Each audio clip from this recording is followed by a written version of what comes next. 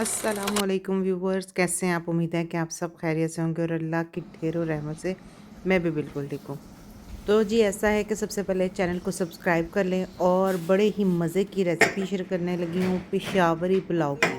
तो जी पिशावरी पुलाव खाने के लिए अब कोई पिशावर जाने की ज़रूरत नहीं, घर बैठे ही आपको पिशावरी पुलाव मिलने वाला है। तो जी अब सारी बाजियों ने अब हमारे साथ रहना है, क्योंकि अब हम पिशावरी पुलाव की रेसिपी शेयर करने लगा है ना मज़े की बात। अब पेशावरी पुलाव पकड़ाओ और फिर हम कहें कि मैं अब शेयर करने लगी हूँ। नो, मैं शेयर करने लगा हूँ।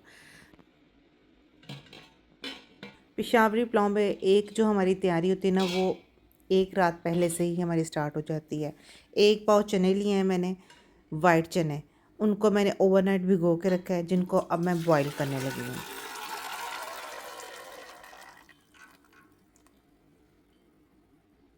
अच्छा, ये रेसिपी जो है ना, मैं आपको यहाँ पे एक छोटी सी बात शेयर कर लूँ कि ये रेसिपी मेरी नेबर ने मुझसे शेयर की थी। वो पेशावर से ही बिलोंग करती थी, तो उन्होंने एक दफ़ा मुझे भेजे थे चावल बना के। तो मैंने उनसे कहा था कि आप मुझे ये अपनी जो प्रॉपर एक रेसिपी है ना, ये आप मेरे साथ शेयर करें। तो अब मैं आज बनाने लगी थी, तो मैंने कहा मैं आपके साथ वो सारी चीज़ें ना आपसे शेयर करती हूँ कि अब मैं कैसे बनाने लगी हूँ। ये चने लिए, सूखा धनिया डाला, बादियान के फूल 2 डाल दिए, काली मिर्च डाली, लहसुन की 2 पोथियाँ भी डाल ली हैं। देखें अमूमन हम 1 पोथी डालते हैं, लेकिन इसमें इतनी मैयर में ना मैं 2 पोथियाँ डाल रही हूँ। ठीक है। लौंग, बड़ी इलायची, छोटी इलायची, जिस तरह हम यखनी का डालते हैं ना, ये वही चीज़ डाली है इसमें भी। ये हो गया। इधर से मैंने चने बॉईल करने के लिए रखे हैं, और दूसरी तरफ मैंने जो है ना, चावल का भीगना भी ज़रूरी है, कम से कम आधा घंटा ये ज़रूर भीगे हों। अब यहाँ पे आके एक चीज़ मुझसे डिलीट हो गई है, मेरी वीडियो डिलीट हो गई है, जिसमें मैंने यखनी तैयार की थी मटन की। अब मटन लेना है या बीफ लेना है, it's up to you. 1 kilo mutton ले लें या 1 किलो बीफ ले लें। इसकी भी यखनी इसी तरह, जिस तरह मैं चनों की यखनी एक अलग से तैयार करनी है, मटन की भी आप यखनी इसी तरह तैयार कर लें। ये जी चावलों को अच्छे से वॉश करके मैंने भिगो दिया है, और उधर से हमारी तकरीबन जो है ना, दोनों यखनियाँ हमारी रेडी हो चुकी हुई हैं। तो अब हम पकाने की तरफ हो जाते हैं। ऑलमोस्ट 1.5 कप ऑयल में मैं ये प्याज को ना, एक बड़ा प्याज है, इसको मैंने गोल्डन करना है। बहुत टोटल गोल्डन भी नहीं करना, और इसको सोते भी नहीं रहने देना। इस फॉर्म में आएगा तो इसमें ये साबुत जो तुरियाँ होती हैं ना, ये लहसुन की, ये डालनी है, और साथ ही चने डाल लिए। और एक चीज़ और गौर करने वाली है कि मैंने इसमें तुरियाँ साबुत डाली हैं, कुट के भी नहीं डालनी, ना काट के डालनी है, इसी तरह साबुत फॉर्म में ही डालनी है। साथ ही 3 से 4 टमाटर ले लें, वो स्लाइसिस काटने हैं, वो इसमें डाले हैं। अब दूसरी चीज़ यहाँ पे नोट करनी है कि ये टमाटर डाले हैं तो हमने इसकी कोई पकाई नहीं की, कोई भुनाई नहीं की, इसी तरह ही रहने देने हैं। और साबुत मिर्चें ली हैं, 10-12 मिर्चें हैं, ये वो डाल दी इसमें। जो हमने यखनी निकाली थी, ये गोश्त पहले डाल दिया, यखनी भी साथ ही डाल दी है।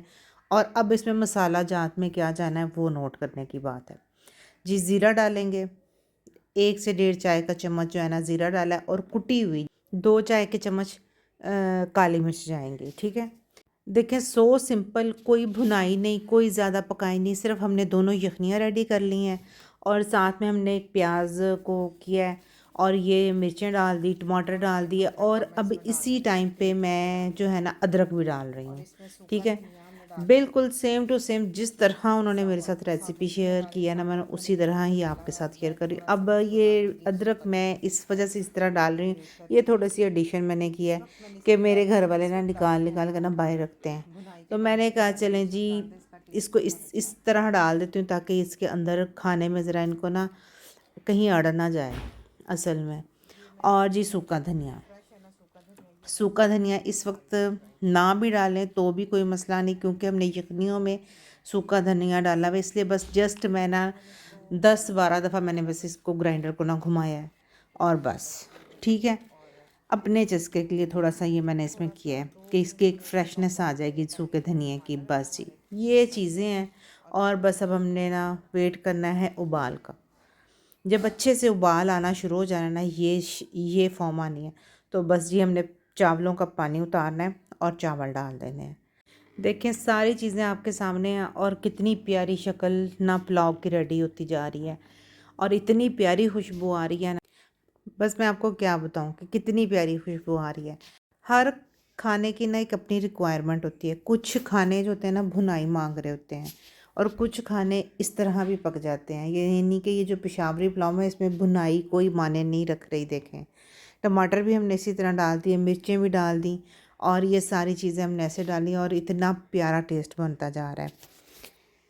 ठीक है, हम सम टाइम दूसरी खानों में हम भुनाई कर कर के खाने की मत मारते हैं और भून भून के अपनी भी मत मार लेते हैं। लेकिन ये देखें यहाँ पे ये ज़बरदस्त हमारा पेशावरी पुलाव जो है ना हमारा रेडी हो रहा है। और आज मैं खाना पका रही हूँ ना, यानी कि ये पेशावरी पुलाव पका रही हूँ, तो मुझे आज उन्हीं की याद आ रही है। और जी अब दम दमादम का ना टाइम जो है ना वो बिल्कुल नज़दीक है। जब हमारे ये बिल्कुल ये जो बबल जहाँ पे आ रहे हैं ना, तो यहाँ पे मुकम्मल टोए जब हमारे शो हो जाएंगे ना, तो हमने ना दम दे देना है। ये अब तकरीबन हमारे ना टोए पड़ चुके हैं चावलों में। ठीक है, तो अब हमने इसको दे दिया दम और दम दमादम हमने तकरीबन देना 15 मिनट।